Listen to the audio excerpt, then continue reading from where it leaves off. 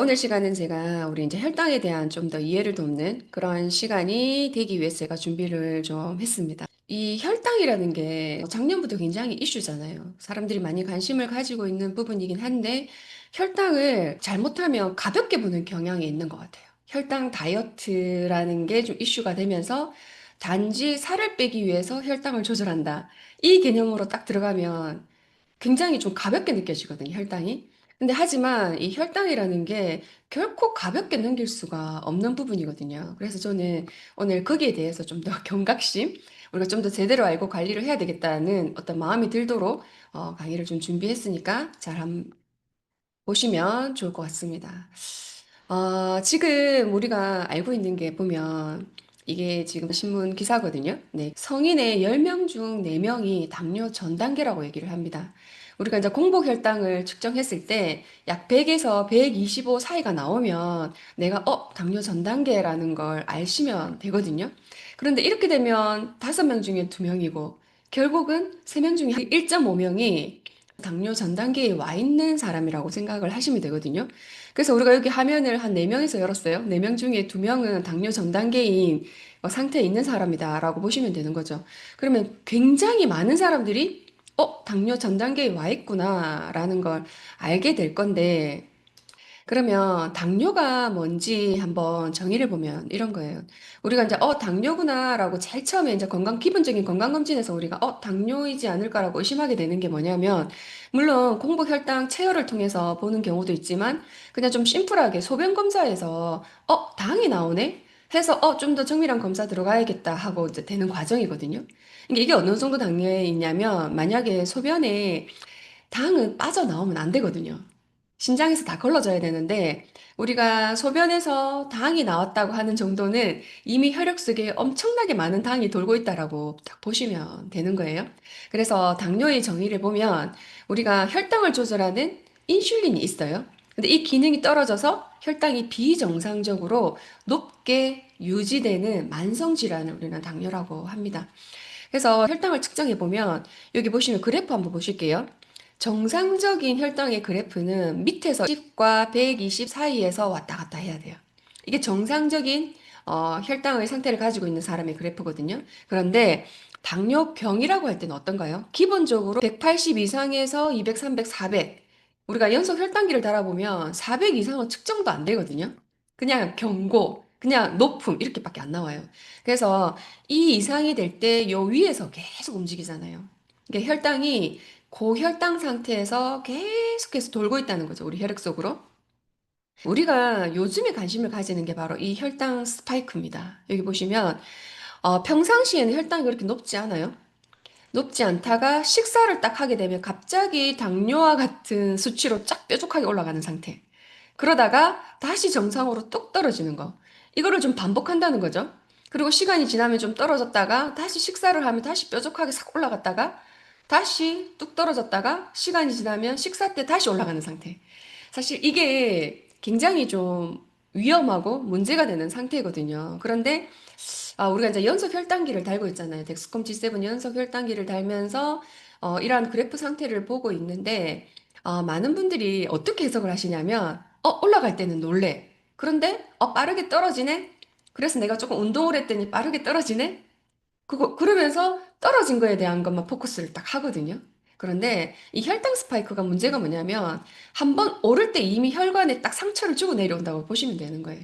그래서 혈당은 안정적으로 떨어졌지만 내 혈관 상태는 이미 손상을 입었다라는 거죠. 그래서 이 혈당 스파이크가 반복이 될 때 문제가 된다는 건데 이 수치를 한번 볼게요. 지금 아마 우리가 이 연속 혈당기를 달고 계시는 분들이 이제 많으실 거라 생각이 들고, 특히 이 아침에 들어오시는 분들은 이미 당뇨에 대한 이해가 좀 있는 분들이기 때문에 제가 이 그래프를 좀 보여드리는데, 한번 보세요. 우리가 이 혈당기 달고 계시는 분들, 아침에 공복 상태의 내 혈당이 얼마인지 한번 보신 적 있나요? 사실 100 정도에서 왔다 갔다 하면 별 생각을 안 하시거든요. 주황색으로 뜨지 않으면 별로 심각하다가 생각 안 할 수가 있는데 우리가 공복 시 정상 혈당이 70에서 100입니다. 그런데 평균적으로 100에서 125 사이 여기를 왔다 갔다 하시는 분들 있잖아요. 당뇨 전 단계예요. 그런데 내가 혈당이 높지 않네라고 생각한단 말이에요. 아니거든요. 이게 우리가 당뇨는 바로 눈으로 확인할 수가 있는데 이 당뇨 전 단계와 정상이 공복 혈당에서는 굉장히 좀 많이 헷갈려 하시는데 혈당계를 딱 달아보면 바로 알 수 있습니다. 그리고 식후 1시간에 정상적일 때는요, 180 이하로 올라가야 되는 거예요. 그런데 당뇨 전 단계일 때는 200 이상까지 치고 올라간다는 거죠. 그런데 식후 2시간이 또 우리가 병원에 가서 측정하는 게 바로 이 식후 2시간이거든요. 그러니까 우리가 혈당이 정상일 때는 식후 2시간에는 140 이하로 무조건 떨어져 있어야 돼요. 그런데 당뇨 전 단계인 분들은 140에서 190 사이 언저리에서 그대로 올라가 있는 상태에 있는 사람들이 되게 많거든요. 이랬을 때, 아, 내가 당뇨 전 단계이구나. 내가 식후 1시간 혈당이 고공행진을 했는데, 식후 2시간 뒤에, 150으로 떨어졌네? 이게 중요한 게 아니거든요. 이미 나는 당뇨 전 단계라는 거. 그래서 내가 이 당뇨 전 단계 안에 수치 안에 들어와 있는지를 한번 살펴보시면, 정말 3명 중에 1명 여기 들어와 있거든요. 그래서 이것을 잘 살펴보시고 내 몸 상태를 잘 체크하시고 그리고 이 혈당계를 공유하고 있는 많은 분들에게 여기에 대해서 우리가 좀 잘 짚어줘야 된다는 거. 혈당 스파이크가 뭔지 좀 더 정의를 해볼게요. 조금 전에도 설명을 드렸지만 우리가 식사를 하고 나서 혈당이 급격히 올랐다가 급격히 내려가는 걸 얘기를 합니다. 그래서 우리가 올라가서 내려갔네라고 좋아할 게 아니라는 거죠. 한번 고공행진을 하는 게 그게 중요한 거거든요. 이러한 상태를 당뇨병의 전조 증상이라고 얘기를 할 수가 있습니다. 그래서, 아, 내가 당뇨 전 단계이구나 하고 좀 각성을 할 필요가 있어요. 그런데 우리 혈당 스파이크는 건강검진에서 거의 잡아내기가 어려워요. 왠지 아세요? 우리가 검진하러 갈 때, 우리 전날부터 금식하잖아요. 거의 6시부터 물도 먹지 않고 금식을 한단 말이에요. 그런 상태에서 아침에 7시, 8시쯤에 이 체열을 통해서 이 당뇨 검사를 하면 다 정상으로 나오게 돼 있어요. 전 단계이신 분들은. 우리가 혈당 스파이크는 식사 후에 급격히 치솟는 게 문제이기 때문에 그래서 이런 분들은 꾸준한 관리가 필요합니다. 그러면 우리 혈당 스파이크의 주요 원인이 뭐냐면요. 이 하나만 기억하시면 돼요. 인슐린 저항입니다. 즉, 인슐린의 민감도가 떨어졌다라고 보시면 되는데, 동영상 한번 보세요. 여기 이 주변이 세포입니다. 그리고 세포에는 인슐린 수용체라는 게 있어요. 그런데 이 인슐린 수용체는 언제 나오냐면, 동그랗게 하얗게 지금 포도당이 이제 우리 몸속에 들어오면 인슐린이 췌장에서 나옵니다. 그래서 여기 인슐린 수용체에 딱 갖다 붙어서 붙는 순간 좀 전에 보셨죠? 포도당이 쑥 들어가는 거.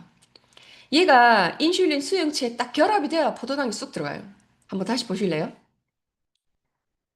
지금 포도당이 나오니까 인슐린이 나와가지고 인슐린 수용체에 딱 갖다 붙었어요. 그랬더니 포도당이 쑥 들어가는 거.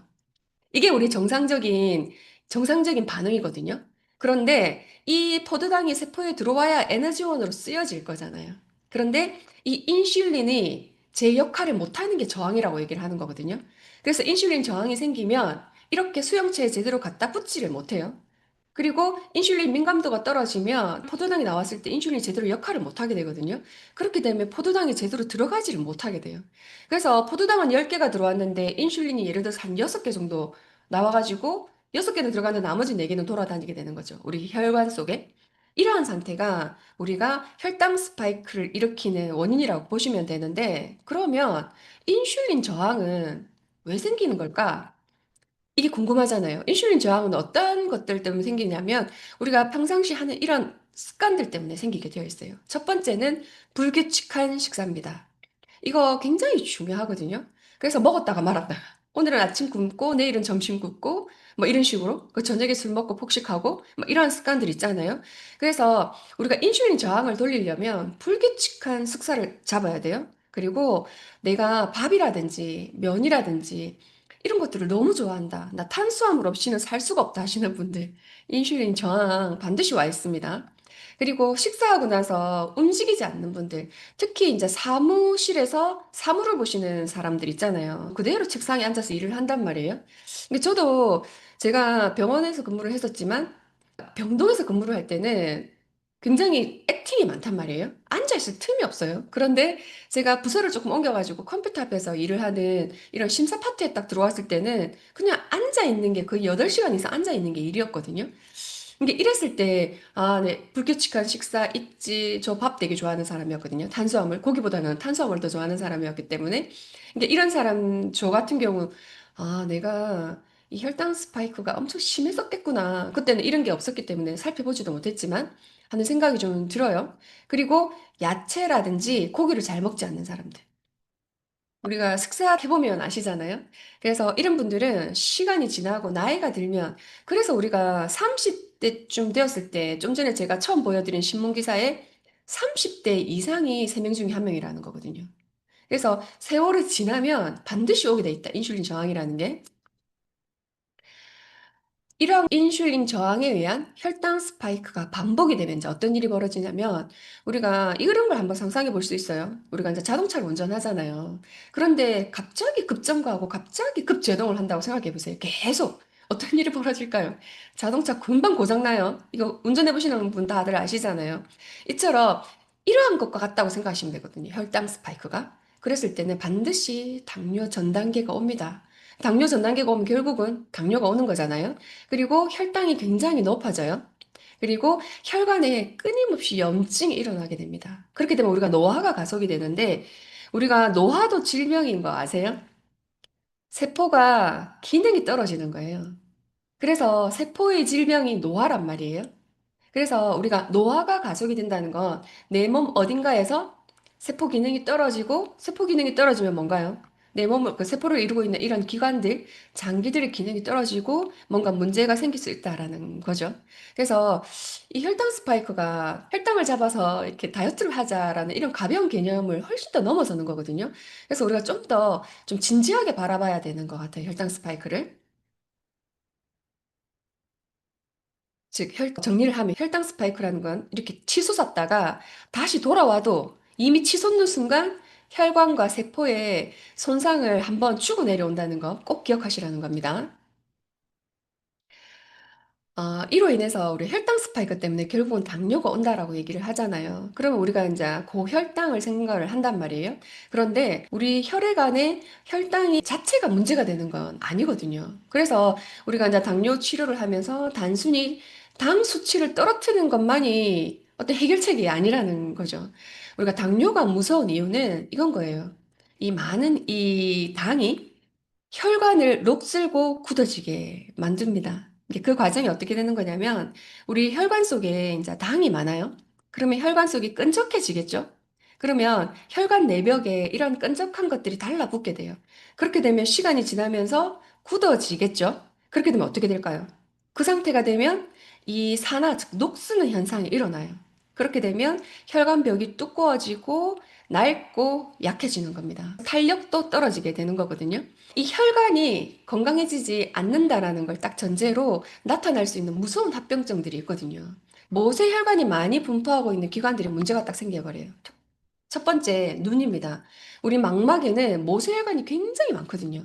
그런데 이런 모세혈관이라는 게 뭐냐요? 굵지 않고 얇은 혈관을 얘기하는 거잖아요. 이런 얇은 혈관이 이렇게 딱딱해지고 뭔가 불순물이 딱 돌아다니기 시작하면 막힐 수도 있고 터질 수도 있잖아요.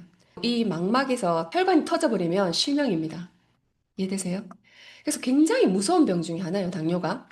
그리고 우리 심장은요. 신장에 사구체라는 게 있는데 혈액 안에 있는 단백질이라든지 이런 것들을 걸러줘요. 즉 여과하는 역할을 하거든요. 그런데 거기에 모세혈관이 굉장히 많아요. 근데 이 모세혈관이 딱딱해져 있고 탄력이 떨어져 있고 굳어져 있고 그러다가 새기 시작하면 어떤 일이 벌어져요? 우리가 사구체에서 이 단백질은 무조건 걸러져야 되는 거거든요. 그런데 이 사구체에 있는 모세혈관이 딱 비상이 걸린 거예요. 문제가 생겼다. 이게 손상이 입었다 할 때 우리 소변에 단백질이 나와요. 그래서 단백뇨가 나온다? 신장에 문제가 생겼다고 바로 인식해야 되는 거거든요. 그래서 우리가 건강검진을 할 때 소변 검사를 통해서 단백질이 나왔다 그러면 반드시 재검해요. 재검사 들어가거든요. 그래서 그게 의미 있는 수치거든요. 소변에 단백질이 나온다는 것 자체가. 그래서 이걸 어떻게 해석할 수가 있냐면, 사고체가 이미 망가지기 시작했구나. 그렇게 되면 어떤 일이 벌어질까요? 사고체에 있는 모세혈관들이 딱딱하게 굳어져 버리면 심부전을 통해서 결국은 뭘 해야 된다? 혈액 투석이 들어가줘야 돼요.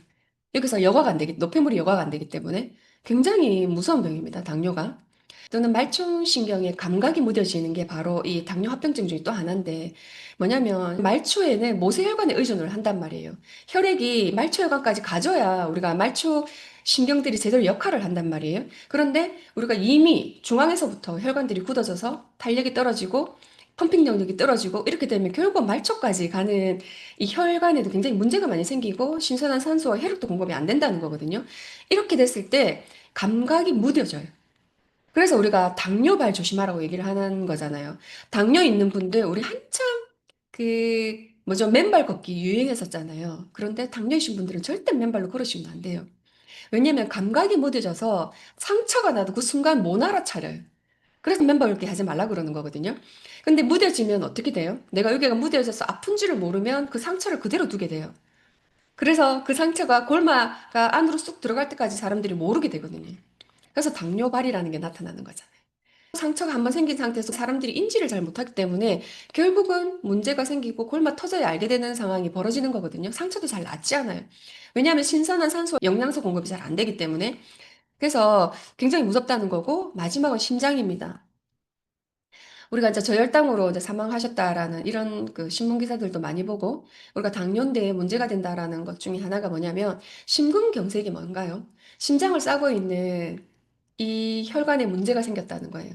혈관이 굳어지고 딱딱해지고, 네, 그러면서 탄력이 떨어지는 상태에서 터지게 되면 심장마비예요. 그리고 막히게 되면 심근경색이잖아요. 근데 여기에 우리가 심장이 막혀버렸다는 건 뭘까요? 심장에 펌핑이 없으면, 심장혈관에서 펌핑이 없으면 우리가 전 온몸으로 돌 수가 없잖아요. 바로 그냥 마비인 거예요, 마비. 그 상태에서 그러니까 결국 심근경색을 통해서 우리가 나쁜 결과가 있는 사망까지 이를 수가 있는 거잖아요. 굉장히 무서운 병. 그래서 당뇨의 합병증이 이만큼 무섭다. 그래서 내가 당뇨 전 단계네? 아, 혈당 스파이크네? 그러면서 그런데 재밌네 하고 끝낼 수 있는 문제가 아니라는 거죠. 그래서 여기에 관심을 가지시는 분들이 좀 더 공부를 하셔가지고 많은 분들에게 제대로 된 정보를 드려야 되지 않을까 하는 생각이 들어요. 그렇지만 인슐린이 굉장히 민감하고 저항이 와 있는 상태에서 혈당 스파이크가 계속 치솟는 사람이다. 하지만 우리가 되돌릴 수가 있습니다. 네. 우리 인슐린 민감도는요, 개인차는 있을 수 있지만 회복이 가능하거든요.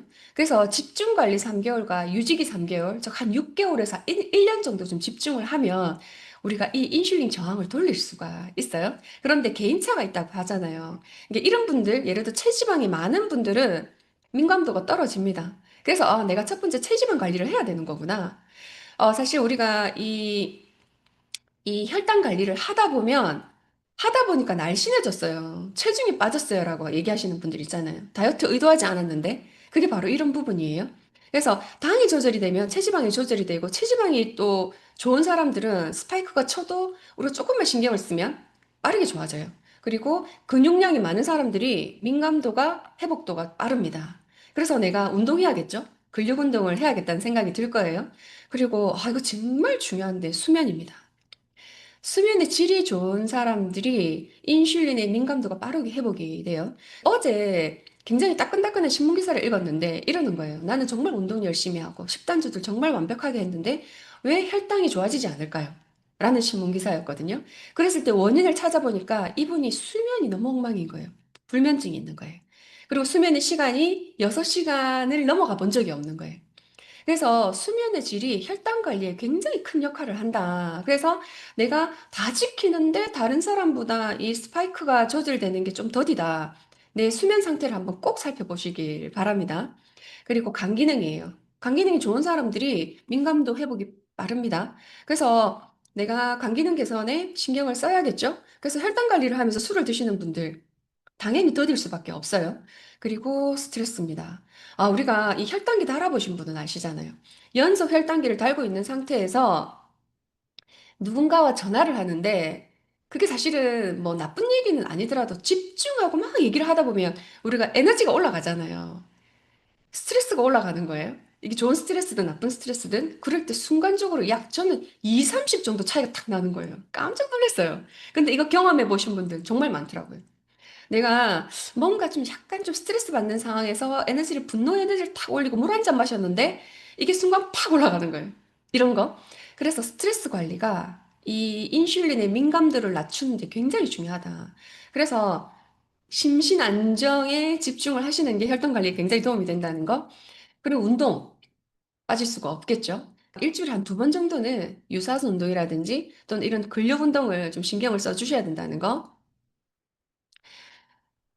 집중 개선기 약 3개월 동안 신경을 써야 되는 겁니다. 혈당 관리하면 사실 탄수화물 안 먹으면 당 안 올라가거든요. 그런데 그러면 우리가 평생 탄수화물을 안 먹고 살 수가 있나요? 그게 아니잖아요.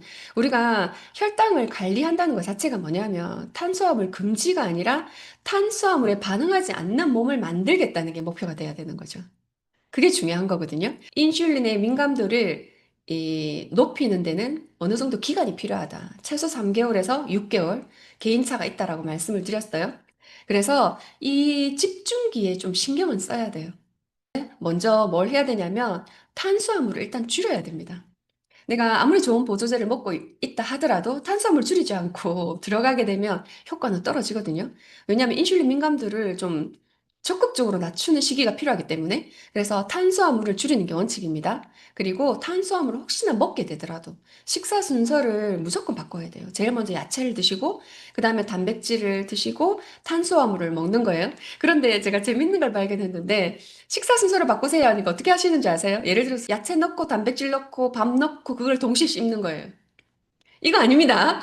뭐냐면 야채, 예를 들어서 야채, 단백질, 탄수화물이 딱 세 그릇이 있다 그러면 야채 한 그릇이 비워질 때까지 딴 걸 먹으면 안 된다고요. 이해되시죠? 한 그릇 야채를 다 먹고 나서 그 다음에 단백질 그릇을 비우고 그 다음에 혹시나 부족하면 탄수화물 그릇을 비우라는 거예요. 이해되시죠? 난 너무나도 웃겼거든요. 이런 분들 반드시 있습니다. 꼭 얘기해 주셔야 돼요. 그리고 운동 필요합니다. 언제 운동이 효과적이냐면 식사를 하고 나서 반드시 30분 이내에 약 15분에서 20분 정도 그냥 빠르게 걸어주는 거 너무 효과적이에요. 따로 운동을 챙겨서 할 필요도 없이 식사를 하고 나서 30분 이내에 걸어야 됩니다. 15분에서 20분 정도 걷는 거 너무 좋고 주 2회 정도는 근력 운동 해주는 거 너무 좋습니다. 그리고 수면입니다. 수면과 스트레스 관리. 수면은 6시간 이상 좀 하도록 신경을 써야 돼요. 그리고 스트레스 관리가 굉장히 중요한데, 왜냐하면 우리가 스트레스를 받으면 코르티솔 호르몬, 즉 스트레스 호르몬이 나오잖아요. 얘가 무조건 혈당을 올려요. 그래서 우리가 혈당기를 달고 있을 때 식사한 건 아닌데도 불구하고 당이 오르잖아요. 이거는 혈당기를 달아봐야 알아요. 그러면 아, 내가 스트레스를 받는 거구나. 스트레스 관리를 해야 되는 거구나를 반드시 바로 알게 되거든요. 그리고 마지막으로 사실은 이게 굉장히 중요한 포인트이긴 합니다. 왜냐하면 식습관, 운동, 수면, 스트레스 하고 싶죠. 그렇잖아요? 꾸준히 하고 싶지만 쉽지가 않아요. 내 주변 환경도 쉽지 않고 내 의지를 그 정도로 완벽하게 내기도 쉽지를 않단 말이에요. 그랬을 때 우리 현대인들이 이러한 것들을 좀 더 잘 해 나갈 수 있도록 도와주는 이러한 보조 관리가 굉장히 중요하게 우리가 이제 이슈가 되고 있거든요. 우리가 이러한 혈당을 낮춰주는 보조제들이 있어요. 어떤 성분들이 있냐면 이제 바나나 잎이라든지 어, 이러한 것들은 혈당을 낮춰주고요. 폴리코사놀이라는 이러한 성분들은 뭘 하는 거냐면 우리 혈액 속에 있는 콜레스테롤을 조절해 줍니다. 그로 인해서 우리가 이 혈당을 조절해주는 이러한 보조제들이 있고요. 그리고 우리가 인슐린 신호 전달에 도움이 되는 성분들이 있거든요. 그게 바로 뭐냐면 오메가3, 비타민 D, 그다음에 크롬, 마그네슘입니다. 이러한 것들을 같이 보조 제품으로 섭취를 해줬을 때 이 혈당 관리에 좀 더 빠르게 효과를 낼 수가 있는 겁니다. 아, 자, 그게 끝났는데요.